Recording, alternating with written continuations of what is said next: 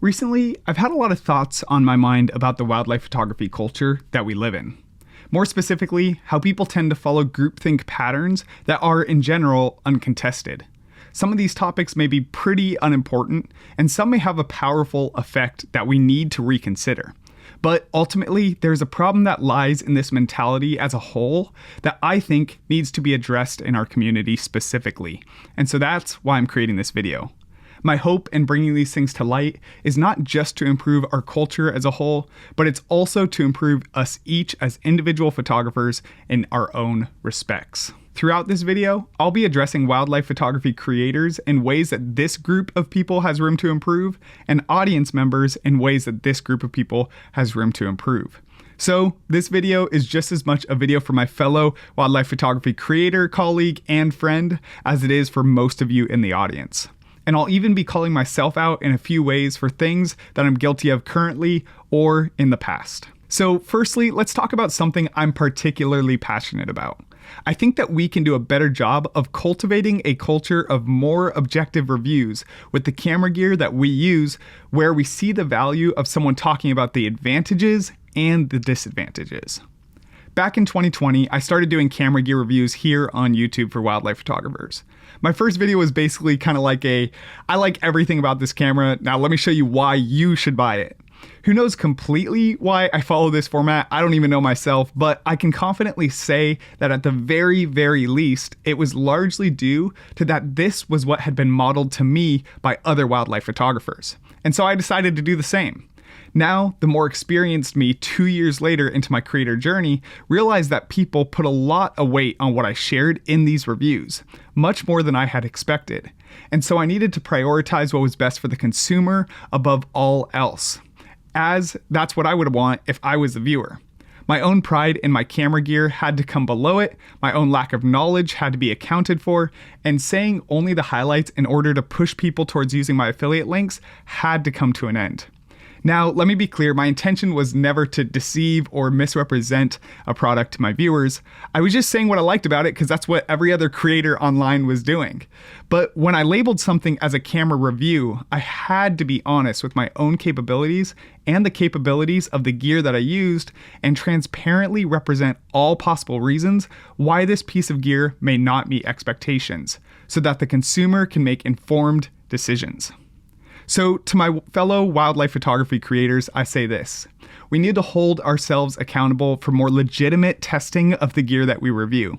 And we need to hold ourselves accountable to speaking out on the negatives as well as the positives that we find in it. No more sugarcoating and glossing over the problems. I can't tell you how many times I'm personally disappointed in a gear review from another wildlife photography creator that I see online, and how it feels to me as if they're just affirming the quality of their gear they're using through this review, or maybe only speaking positively about it to get more affiliate revenue. To be honest, I have so much trouble finding good wildlife photography gear reviews consistently from other wildlife photography creators other than Dwayne Payton. I don't even remember the last time I was able to find a good quality gear review from another wildlife photographer. So personally, I go out and check gear reviews from other photography genres here on YouTube, having nothing to do with wildlife photography of the gear that I'm looking at, then try my best to translate over that information into how it would apply in wildlife photography. As people who have influence over other people's hard-earned money, we need to be able to objectively and thoroughly represent camera gear so that people can make good and informed decisions. Break the mold and don't just appease what every other popular person online is saying about it. It's actually okay to disagree.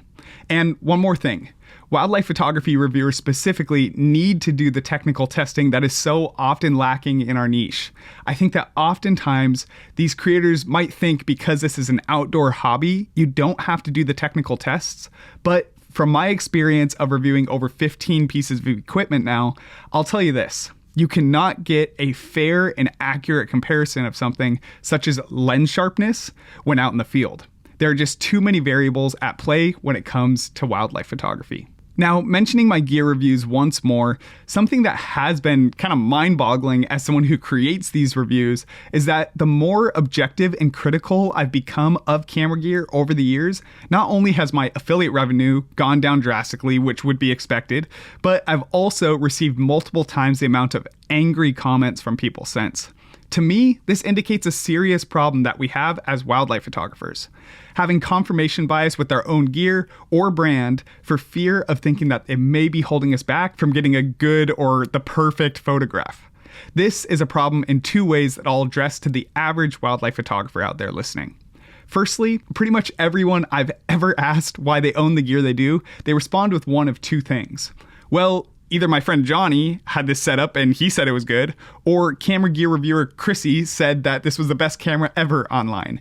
Because of someone else's initial confirmation bias, they are leading others to invest into worse gear than they could get otherwise. Whether on a small scale with just friends recommending it, or on a large scale with creators recommending it. Now, the second problem is this. Companies are allowed to continue on with less repercussions when no one else is giving them honest feedback. If every influential person online raves about how good the newest camera model is with so few improvements or upgrades from the last, then what motivation does the company have to do meaningful innovation that costs them time and money when they could just do so on a lower budget? As consumers, it's our obligation to demand good products in order to receive good products. And to add on a third, honest and objective camera gear reviewers should be thanked, not shunned, when putting out their honest thoughts about a camera, even if it's negative. For myself, there were times when I contemplated going back to just creating hype pieces about camera gear because some of the comments were so nasty, and I made way more money with those hype pieces anyways. So if we want the most genuine insight into camera gear we are looking to possibly purchase when we're watching camera gear reviews, we should be inviting critical review, not crushing it. Specifically with a lot of people who are decades-long shooters of certain camera brands, thinking your brand is better than all the rest is not beneficial towards you nor anyone else. Now, let's address the art of wildlife photography itself. I believe that to become better photographers, we can work on breaking the mold and not following only what is currently popular or trendy. Now, I remember back when I started photographing birds in 2016.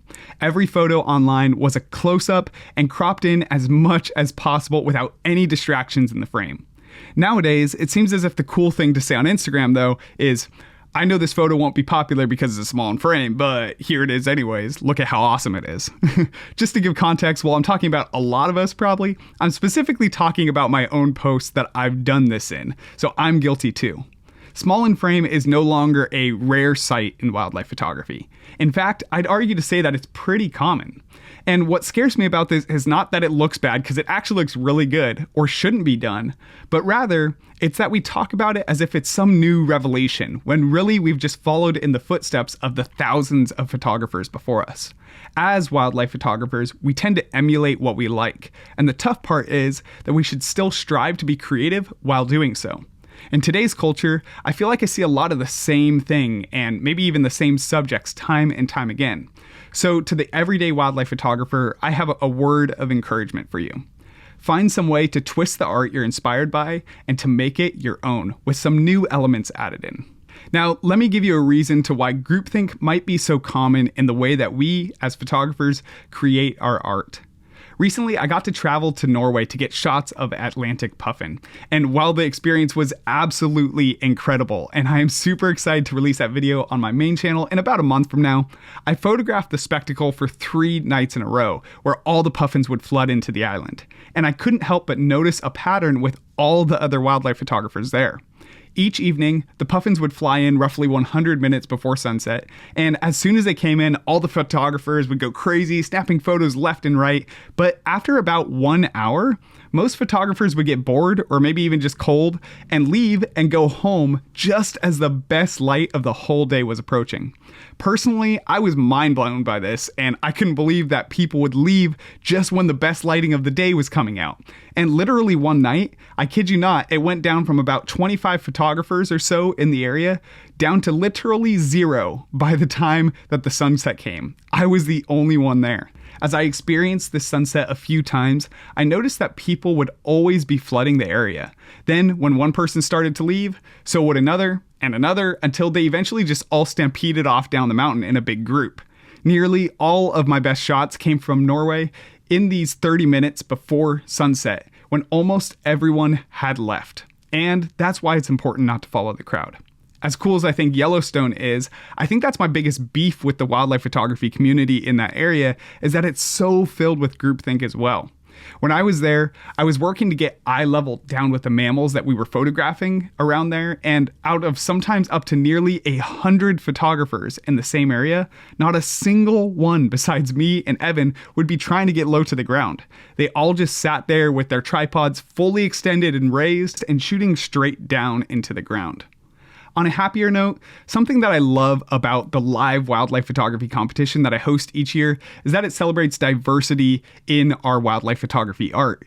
Sometimes seeing a really powerful and compelling image is a huge inspiration towards trying something new or rarely done. And hearing the judges' feedback live in real time is incredibly valuable to understanding how other people think and view art.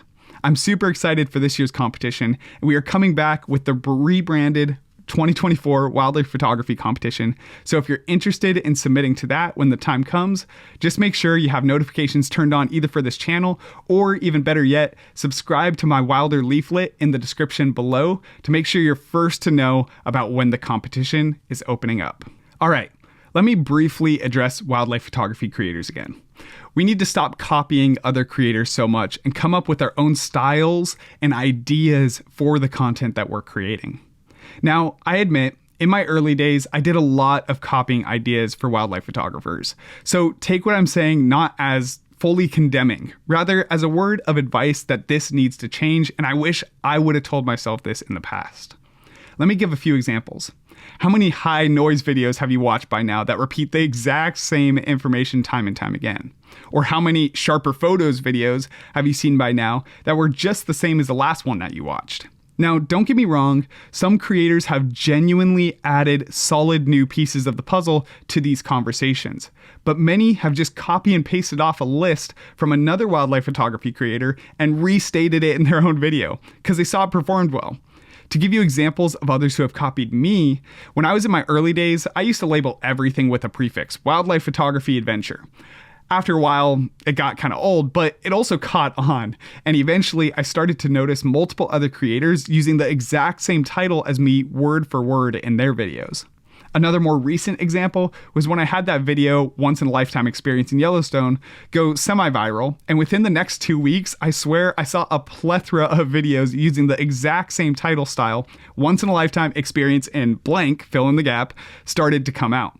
Now, for those of you who don't know, in my current stage of my creator career, I often spend somewhere around 8 hours coming up with a thumbnail and a title. So it's a good amount of work invested into it creatively and physically.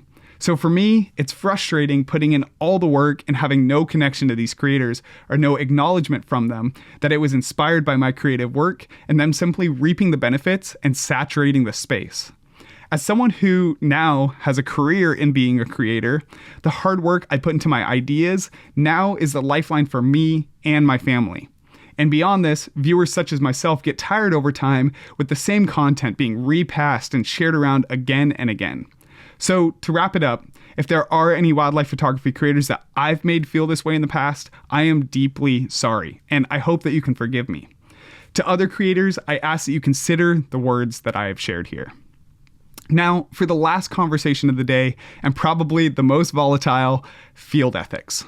I believe that we need to learn how to coexist with one another and start healthy conversations with people of whom we may disagree with. Now, I'm not here to talk about any of the details of exactly what is right and what is wrong in the field of field ethics. There are plenty of other good videos on that, and you've heard me talk about that with many others on the podcast. But what I do want to talk about is the polarized groupthink that I often see thrown around a lot with it.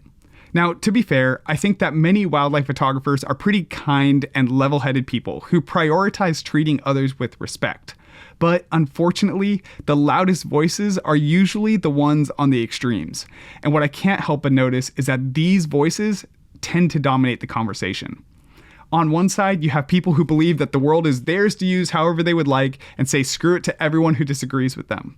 And on the other side, you have people who believe that humans are really not much more valuable, if at all, than animals, and will try to ruin the lives of anyone who tries to do something to nature outside of what they deem as acceptable. As tensions grow, I see aspects like this rip apart the most important reason why most of us do wildlife photography in the first place: to share with one another the love we have for nature. If we aren't good stewards of nature, how can we expect to share it? And if we aren't in healthy community with one another, how can we share the nature we fought tooth and nail to protect? I believe that it's important to talk through our differences we may have with one another about the ethics of photographing wildlife while out in the field. Being willing to hear each other out and not just cancel or ignore them, and try to make the world a better place for us all. My belief is that if you haven't spoken to the person individually, you shouldn't be publicly roasting them. If no one is willing to speak up to the opposite group of people and meet them with love and grace, we will only find ourselves further entrenched into our disdain for one another and moving in reverse. Now, I hope that this video gave anyone who watched it some valuable things to think about.